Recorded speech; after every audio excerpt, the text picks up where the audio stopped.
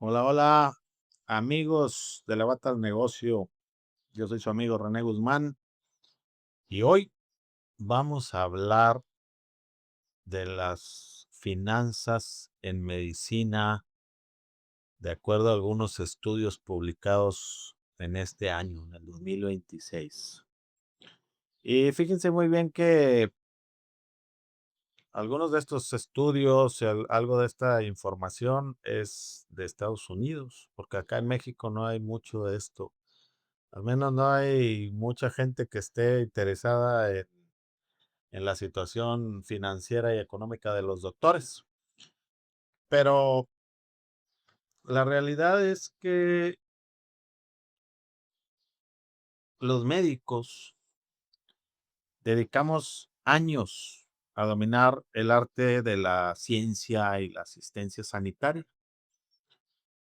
Sin embargo, cuando queremos desenvolvernos en el negocio de la medicina, esto es un reto totalmente distinto que muchos médicos no se les enseña en la facultad, si no es que a ninguno, porque hasta donde yo sé, en la facultad de medicina no te enseñan finanzas, no te enseñan administración y negocios, al menos en la mayoría.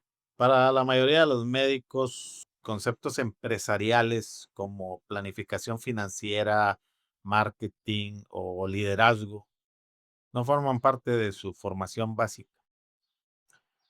Sin embargo, a medida que más médicos continúan su carrera y buscan nuevas oportunidades médicas para aumentar su impacto y sus ingresos, se hace evidente la necesidad de tener aptitudes empresariales y de liderazgo. El panorama financiero para el sector médico en México presenta un marcado contraste entre la vocación y la realidad económica del mercado laboral. O sea, una cosa es que te guste mucho lo que haces, que tengas una gran vocación desde niño, tú querías ser médico y ahora que eres médico lo disfrutas. Y otra cosa es la realidad económica del mercado laboral en medicina. Les voy a platicar como un resumen, un desglose analítico de los ingresos reales de los médicos generales en el 2026 en México. La comparativa institucional versus privada y las tendencias del gremio médico hacia el emprendimiento. Yo me puse a investigar y de acuerdo a varias fuentes, la realidad salarial es increíble lo mal que está por lo menos en México. De acuerdo con los datos más recientes de Data México de la Secretaría de Economía, correspondientes al primer trimestre del 2026, el salario promedio mensual reportado para médicos generales y familiares a nivel nacional se sitúa en 10,800 pesos mexicanos. Lo voy a repetir. El salario promedio mensual reportado para médicos generales y familiares a nivel nacional se sitúa en 10,800 pesos mexicanos. Salario mensual. Existe una enorme disparidad según la región geográfica, debido también al costo de vida, la densidad de infraestructura hospitalaria y la oferta y demanda local. Entonces, si lo desglosamos o lo revisamos por zonas, resulta que los promedios estimados por zona serían algo así como que la zona norte o frontera con Estados Unidos entre los estados de Baja California, eh, Chihuahua, Tamaulipas. Es la región con los ingresos promedio más altos, oscilando entre 25,000 y 29,700 pesos mexicanos al mes. Esto se debe en gran medida al impacto del turismo médico. Acuérdense que en la frontera, y yo estoy en la frontera de Tamaulipas, la frontera norte de Tamaulipas, existe este tránsito internacional que genera el turismo médico. Los pacientes van y vienen por tierra, pasan a través de los puentes internacionales y pueden venir a tratarse y a consultar en México por un costo mucho menor al que tiene en Estados Unidos, cualquier cirugía o tratamiento médico. Entonces, acá en la zona norte está este impacto que genera el turismo médico y que puede modificar esos ingresos, esos salarios mensuales. Además de la necesidad de retener talento frente a la competencia salarial de Estados Unidos, eso hace que se les pague mejor a los médicos que están en la zona norte para que no se vean con la tentación de estudiar y pasarse a trabajar a los Estados Unidos como médicos, porque allá el salario es como 10 veces más alto que el de México, si no es que más. Entonces, una manera de retener un poquito ese talento es ofrecer mejores salarios en la zona norte por la competencia de salarios contra Estados Unidos. Y si a esto le agregamos el turismo médico, pues un médico gana más si se sitúa en la frontera norte del país. Luego vamos a la zona centro. Vamos a poner como ejemplo Ciudad de México, Estado de México, Jalisco. El promedio ronda entre los 13,600 y 16,000 pesos. A pesar de concentrar la mayor cantidad de hospitales de alta especialidad, el exceso de oferta de médicos generales deprime los sueldos de entrada. O sea, hay tantos médicos, que al haber tanta oferta, pues hay poca demanda y entonces el valor de la consulta pues se deprecia. Luego si nos vamos a la zona sur, sureste, vamos a decir Veracruz, Yucatán, por allá. Los ingresos se polarizan drásticamente. En zonas urbanas alcanzan promedios de 18,000 a 19,600 pesos. Pero en áreas rurales subcontratadas, los ingresos base caen drásticamente. Caídas registradas en estados como Quintana Roo debido a la alta informalidad del sector de farmacias de autoservicio, reportan esos salarios de alrededor de 10,000 pesos mensuales. Entonces, es un contraste muy marcado, primero por la zona, ¿no? Ya les expliqué por qué. Porque en la zona norte, pues como que hay más chambita y hay mucho turismo médico. Entonces, para el extranjero es muy barata la medicina, entonces la paga mejor. Y así, obviamente las zonas rurales y las que les llaman desierto médico, donde hay poca infraestructura y todo esto, pues puede ser que ahí no haya tanta, este, que no circule tanto efectivo, tanto dinero, ¿no? Pero hay mucha informalidad, hay mucha informalidad en lo que es la medicina privada. Ahora, si comparamos medicina privada contra medicina institucional, pues sí hay una brecha entre estos 2 sectores, que dicta 2 realidades financieras y operativas completamente diferentes. Fíjate bien, si comparamos la medicina institucional o pública, aquí son los institutos mexicanos de no sé quién y el de seguridad de los trabajadores del Estado y así, ¿no? En México. Contra una medicina privada, digamos, consultorio privado o consultorio anexo a farmacia o un hospital privado, una clínica particular. Cuando comparamos este sector público contra el sector privado, vemos que el sueldo base mensual, estamos hablando de medicina general, fluctúa entre los 9,751.80 pesos en un médico de base inicial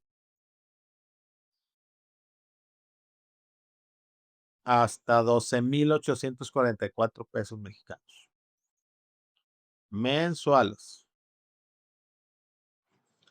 Si comparamos este salario contra el de la medicina privada, es muy variable, mucho más variable, pero ojo, puede ir desde 6,290 pesos mensuales en esos consultorios anexos a farmacias. Esos consultorios que están en un ladito de una farmacia que dice servicio médico gratuito y no sé cuántas cosas. El salario es muy, muy bajo porque tienen otro tipo de ingresos que ahorita vamos a ver. Pero en el sector privado, en una clínica o en un hospital o en un consultorio privado, no anexo a farmacia, en un consultorio particular, el ingreso mensual está reportado en un promedio de 35,000 pesos mensuales. Entonces, fíjate, aquí estamos comparando la práctica pública institucional contra la práctica privada. Pero cuando comparamos las prestaciones que tiene el que trabaja en el sector público contra el que trabaja en el sector privado, aquí sí le gana el institucional, porque las prestaciones institucionales o públicas son superiores a las de la ley, con aguinaldos de hasta 40 días, fondos de ahorro, en aquellos que todavía lo alcanzaron, pues tienen la jubilación, el Afore, etcétera.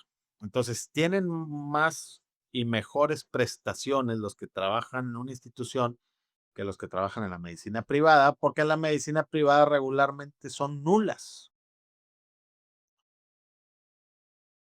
Por ejemplo, en la informalidad de los consultores anexos a farmacia, ahí las prestaciones son nulas, son pagos por honorarios. Y es más o menos el estándar de los hospitales corporativos. Las prestaciones son nulas. Es más bien te pago por honorarios, por consulta, un porcentaje o algo. Entonces ahí sí, pues como que se pone mejor la cosa cuando estás en una institución. Aunque tienes un tope de salario fijo mensual, tienes más prestaciones. Entonces, o sea, todas estas son cosas que desconocemos y más cuando vamos terminando la escuela y salimos al mundo de la medicina privada o la medicina institucional, no tenemos idea de cuánto vamos a ganar, ni por qué, ni qué nos conviene más. Luego, si hablamos de estabilidad laboral, por ejemplo, a nivel institucional, pues la estabilidad laboral es alta, ¿no? Porque están las plazas sindicalizadas o definitivas, donde ya te vas a quedar ahí tus 30 años y te vas a retirar ya de viejito con tu lanita que juntaste, o si todavía te alcanzó con la ley del 70 y algo, previa a la del 97 o no sé qué, pues todavía tienes jubilación y un montón de cosas, ¿no? Pero yo creo que la mayoría de los que me están escuchando ya andan con la nueva ley pues solamente están ahí teniendo su afore, ¿no? Pero la estabilidad laboral es alta, porque ya una vez que te metes y te dan tu base, ya ni cómo te saquen de ahí. En cambio, la estabilidad laboral en lo privado, pues es muy baja, porque son contratos de prestación de servicios y tienen una alta rotación. Los médicos van por aquí, van por allá, van buscando mejores oportunidades y trabajan 2 meses en un lugar y no les gusta y luego se cambian a otro y luego se cambian a otro y ahí andan buscando un localito de renta y luego se meten en uno de estos consultorios anexos a farmacia, se van a hacer guardias en una clínica particular. Entonces, la estabilidad laboral en el sector privado, pues la realidad es que es baja, ¿no? O sea, es riesgosa. Ahora, bonos adicionales o maneras de ganar más dinero, aparte de esto que ya dijimos, es que en la medicina pública o institucional sí hay algunas compensaciones, por ejemplo, por difícil cobertura, en los que los mandan allá a la sierra o allá en el desierto médico por allá y que les dan una compensación mensual extra, que ronda entre los 2,400 y los 7,000 pesos. Así como algunos que tienen algunas, em, digamos, obligaciones o situaciones de riesgos, riesgos laborales, jefaturas, que por ser jefe de área te dan una compensación, ¿no? Por ser, por tener la responsabilidad más grande. Puedes tener alguna compensación, pero que no es la gran cosa, son 5,000 pesos, ¿no? X.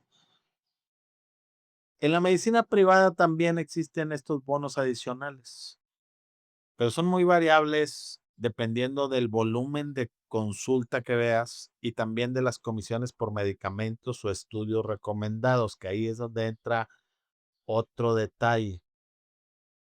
Los médicos, al tener salarios tan bajos en esos consultorios anexos a farmacia, imagínate que un médico que está ahí en uno de esos consultorios anexos a farmacia ganando 6,300 pesos mensuales, pues no le alcanza. Entonces, tiene que buscar comisiones por venta de medicamentos o por estudios recomendados. ¿Y qué crees? Termina dándole vitaminas y ungüentos y todo lo que se pueda, porque hasta eso, tienen ciertos medicamentos que los lunes tienes que ponerle antiparasitantes y los martes tienes que vender mucho suero y los quién sabe qué vas a vender vitaminas. Entonces, el médico se tiene que adaptar a estos modelos de negocio para poder obtener las comisiones por venta de medicamentos y también las comisiones por estudios recomendados, donde, sí, hay que hacerle radiografía, tomografía, ultrasonido y resonancia magnética, a ver por qué es la diarrea. Entonces, lo que sucede en realidad es que, pues, es necesario conseguir estas comisiones para poder equilibrar un poquito los ingresos contra los gastos de un médico. Y pues sí es un problema. Se los juro y se los he dicho en otros episodios, es un problema. La medicina barata es un problema. La situación económica de los médicos en México es un problema. Es un problema bastante serio. Un problema crítico, precisamente sobre la informalidad. Según Data México, que es esto que les comentaba, destaca que en el sector de consultorios médicos el 41,1% opera en un esquema de informalidad, o sea, en esos consultorios adyacentes a farmacias. Fíjense bien. De los consultorios médicos, el 41.1 opera en un esquema informal como este que les estoy platicando, donde el ingreso promedio apenas ronda los 6,300 pesos mensuales, obligando al profesional a depender de esquemas de comisiones por venta de medicamentos para subsistir. No es posible, no es posible que los médicos con una gran vocación de servicio, que aman lo que hacen y su profesión, estén siendo maltratados de esta manera. Y es que a veces uno puede decir, pero es que ¿cómo lo permite? O sea, ¿cómo el médico puede permitir tal cosa? Pues es la necesidad, es el hambre, es la oferta y la demanda, es la oportunidad que hay para subsistir. Ahora, ¿qué es lo que genera toda esta situación económica y financiera en el gremio médico? Pues genera que los médicos busquen el emprendimiento y busquen los negocios alternativos. Históricamente, el plan de carrera del médico se limita a la práctica clínica, nada más, ya sea pública o privada, pero el plan de carrera de un médico se limita a la práctica clínica, o sea, a ser doctor, pues. Sin embargo, las realidades del mercado han empujado a una aceleración del ecosistema de médicos empresarios. ¿Y de dónde creen que salió este podcast de la Bata al Negocio? De ese ecosistema en crecimiento que se ha visto en los últimos años, de médicos que se convierten en empresarios y que les va tan bien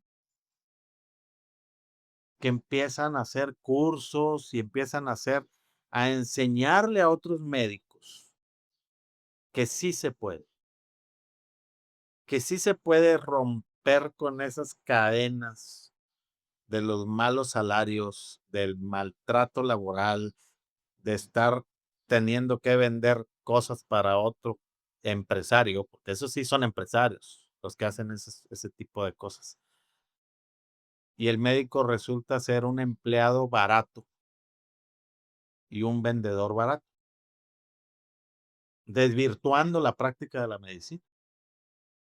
Aunque tenga la mejor vocación y sea el mejor médico y que sea el más atinado, como dicen los pacientes, este güey sí le atinó, pues ni que fuera lotería o qué patinarle. Es que hay muy buenos médicos, hay excelentes médicos, pero la situación económica, la situación financiera, los bajísimos salarios que tienen los médicos, los obliga a buscar el emprendimiento. Según un estudio global de una plataforma médica que se llama Sermo, con S de Sonia, Sermo, la mentalidad corporativa en el sector salud se distribuye más o menos de la siguiente manera. En una encuesta que ellos hicieron, y debo aclarar que no fue en México, fue en otro país, 27% de los médicos encuestados dirige activamente un negocio propio relacionado con la medicina. Por ejemplo, clínicas, laboratorios, aplicaciones relacionadas a la salud, como para smartphones y cosas de estas, marcas de suplementos alimenticios, distribución y venta de equipo médico. O sea, fíjense, 27%, por decir algo, 3 de cada 10 médicos encuestados dirigen activamente un negocio propio relacionado a la medicina. 22% de los médicos encuestados planea emprender un negocio alternativo en el corto o mediano plazo, de 1 a 3 años. ya está planeando que tiene que hacer un negocio alternativo, porque no le alcanza con lo que gana como médico. Y el 45% de los médicos se mantiene firme bajo el modelo tradicional y no tiene interés en la creación de nada. Él está feliz como médico y está contento con lo que gana y ahí se va a quedar. Entonces, más o menos así al bulto, la mitad de los médicos se va a quedar como está y está contento con lo que tiene. Y de la mitad ya lo hicieron y la otra mitad está a punto de desarrollar o emprender en un negocio alternativo a la medicina. ¿Por qué? Por la situación económica, porque no alcanza, porque no alcanza para vivir con los salarios de la medicina. ¿Y en qué están emprendiendo estos médicos? ¿Cuáles son los emprendimientos más comunes, actuales, hoy en día? Pues el dinero ya no solo está en poner tu consultorio, porque eso es lo que todo mundo piensa cuando dice, no, ya te vas a independizar. Ya ve y pon tu propio consultorio, ya tienes suficientes consultas, ¿no? Ahí no está el negocio. Las tendencias de inversión, por lo menos en México, están impulsadas por fondos de capital privado y asociaciones de capital privado. Y según otra encuesta, están enfocadas más en health tech, como plataformas de telemedicina, software para expedientes clínicos, asistentes de diagnóstico con inteligencia artificial. Por ahí va ahorita en la actualidad las mayores inversiones y la tendencia de los médicos hoy en día para hacer emprendimiento o negocios va más o menos por ese rumbo. Otro de los rubros que están así como que en auge son las marcas personales y los medios de difusión, o sea, monetización a través de redes sociales, venta de cursos o infoproductos y consultorías internacionales especializadas. Ahorita vemos ya en redes sociales y todas partes el médico de otro país, por ejemplo, de Latinoamérica, que ya se está promocionando y que está dando consultorías especializadas en Europa. Y es muy común que sean muy bien aceptados simplemente por su tono de voz, eh, muy cálido, por la forma de expresarse, de entender a los pacientes, y la medicina es completamente diferente. Entonces, esa es otra forma de monetizar en las tendencias actuales. Y otro serían los modelos de economía circular o sostenibilidad, que esto es algo así como la producción de insumos médicos ecosustentables y la reutilización de la alta tecnología. O sea, por ahí va la cosa en las inversiones o en los emprendimientos de los médicos en la actualidad. Estamos en 2026, a mediados del 2026. Y estas son las tendencias de los médicos para hacer emprendimiento. Ahorita ya todo el mundo está hablando de inteligencia artificial, cursos de marketing digital. Todo está girando en torno ya a la era digital, a las plataformas, estas redes sociales y toda la uberización de los sistemas y todo esto. Por ahí va, la tendencia va por ese rumbo. Ya la tendencia no es a querer independizarte y poner tu propio consultorio privado. Como que eso ya no es negocio.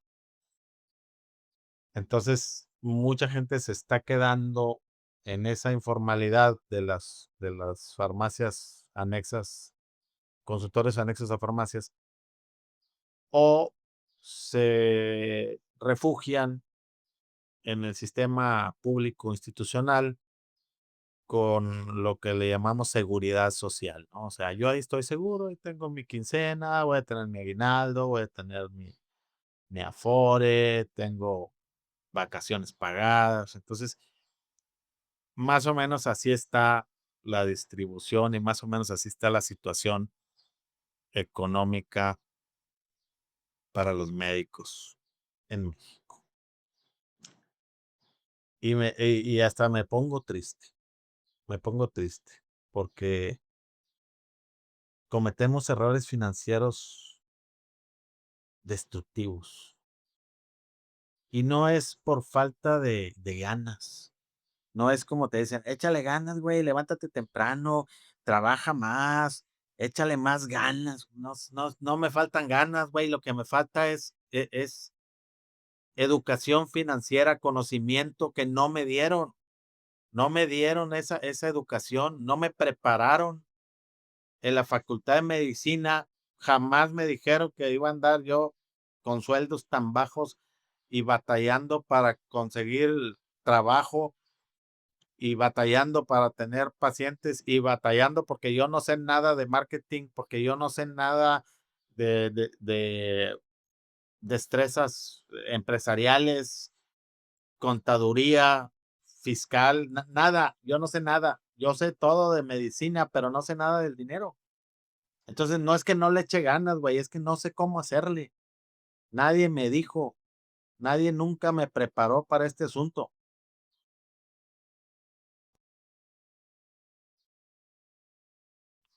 Uno de los errores financieros más comunes es que los médicos no separan las finanzas personales de las finanzas de negocios. Vamos a llamarle consultorio o clínica, ¿no? Tú te independizas, pones tu consultorio, abres tu cliniquita, lo que sea, y te empieza a ir con ganas. Pero como no sabes de finanzas y de administración, pues agarras tu consultorio como cajero automático. Sácale, sácale, sácale. Y hasta tu familia va y saca dinero de ahí de la caja. Y todo el mundo quiere, de ahí que se pague el colegio, y de ahí que se pague la gasolina del huerco, y de ahí que se pague el gimnasio de la señora, y sácale, como si fuera cajero automático. Esto distorsiona la rentabilidad real del negocio y arruina la planeación fiscal, porque ya no pudiste deducir nada, y no, se te hace un desorden. ¿Por qué? Pues porque no tienes educación financiera, porque no sabes administrar, porque nunca nadie te enseñó a hacer negocios. Entonces, este error suele venir acompañado de un efecto dominó. Un efecto dominó que puede ser tardío, pero que siempre llega. Por ejemplo, la inflación del estilo de vida, que ya hablamos en otro episodio. Para tus veintitantos o treintas, tienes ingresos bajos todavía, o sea, apenas andas ahí despegando, ¿no? En tu carrera y todo. Después de haber hecho internado, servicio social y a lo mejor hasta residencia. Y cuando finalmente se consolidan bien tus ingresos, se disparan y te va con ganas en los primeros años cuando llegas ahí a tu rancho y eres Superman. Entonces quieres recuperar el tiempo perdido. Y lo que decíamos en otros episodios, te compras tu carro de lujo, cosas costosas, viajes financiados con la tarjeta de crédito. ¿Qué va a pasar? Elevas tu costo de vida a máximos niveles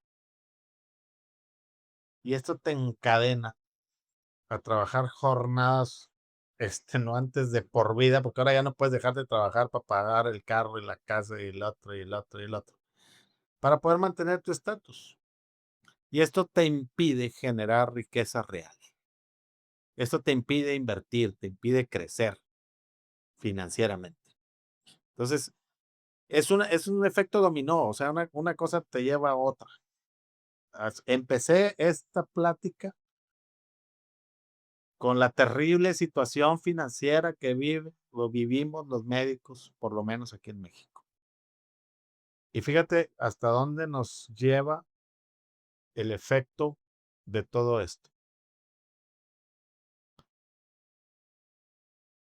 Otro problema que surge de todo esto es confundir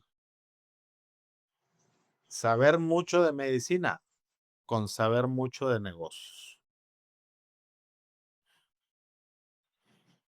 La carrera de medicina en México, por lo menos, no incluye materias de contabilidad, administración, leyes fiscales,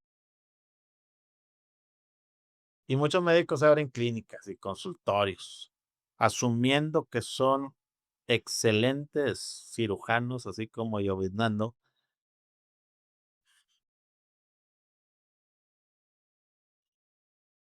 y los convierte, según ellos, este conocimiento, este dominio de su área, los convierte en buenos directores generales o buenos líderes de una empresa. Pues claro que no, por supuesto que no. Una cosa es que tú seas el mejor nefrólogo del universo y otra es que puedas ser el dueño de una empresa. No tiene nada que ver una cosa con lo otro.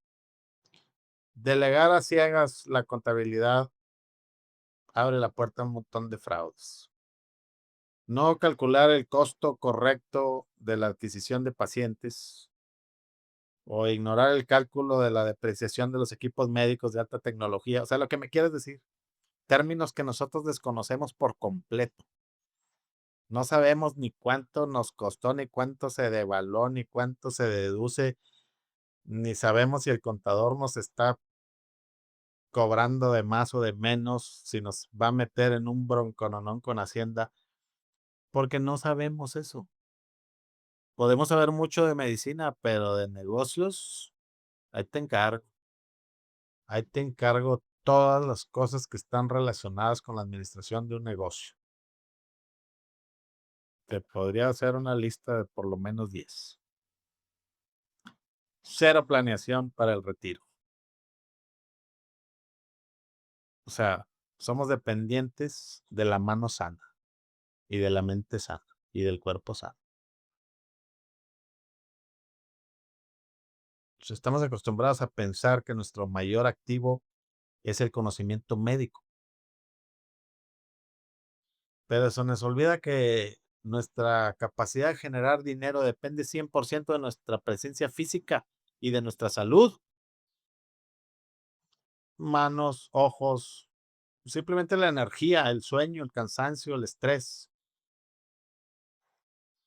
Todo lo que nosotros ganamos depende de esas cositas, no de nuestro conocimiento. Hay médicos que son excelentes en lo que saben hacer, pero ya están cansados, o ya les dio la diabetes, o se quebraron una pata o algo. O sea, ya no era su mejor activo el conocimiento médico. Y el error que cometemos comúnmente es no automatizar las cosas administrativas. Un fondo para el retiro privado, porque asumes que vas a ejercer hasta los 80, según tú. Pero si te enfermas o si tienes un accidente que te impida dar consulta, tus ingresos caen a cero de forma inmediata. Y si no estructuraste fuentes de ingreso pasivos o un portafolio de inversión diversificada como el que te platiqué hace unos episodios, Estás frito, compadre, porque no vas a poder mantener tu estilo de vida a lo mejor ni un mes. Y bye, vas a tener que empezar a entregar carros y casas y todo lo que según tú sacaste a crédito y compraste y todo lo que debes, nada más por no educarte financieramente, por no haberte preparado, por no estar consciente de la situación económica que estamos viviendo. Por lo menos el gremio médico, pero estoy casi seguro que es parejo el surco. Decía un gran amigo mío, que en paz descanse, cuando le preguntabas, ¿cómo estás, Javi? Y decía, nomás a los pendejos les va mal. Pero ahorita está pareja la cosa, compadre. Y yo siento que esa es la realidad. Esa es nuestra realidad actual. 2026, México, está pareja la cosa. Y si no nos ponemos a tiro, si no estudiamos, si no nos preparamos, hijo eso, la vamos a ver bien difícil. Bien, bien, bien, bien difícil. Así es que espero que esto no te deprima, pero estoy casi seguro que ya lo sabías. No creo que sea una noticia para ti todo lo que te acabo de decir. Pero ponte a estudiar, dale una checada a esto que te estoy diciendo, a lo mejor son puras mentiras, pero chécalo, pregúntale a tu inteligencia artificial, a la de tu preferencia, pregúntale cuánto es el salario promedio de un médico general en México. ¿Cuáles son las tendencias de emprendimiento en México, no sé, para el primer semestre del 2026? Chécalo, chécalo. ¿Cuáles son los errores más comunes, los errores financieros más comunes de los médicos que nos llevan a la quiebra, que nos llevan a la pobreza extrema, aún siendo médicos? Debemos estudiar finanzas, debemos estudiar algo de administración, debemos de entender el emprendimiento, debemos de entender al SAT para no cometer errores que así como fichas de dominó van cayendo, cayendo y cayendo y cayendo y cayendo hasta que se acaba tu libertad, se queda con tu libertad.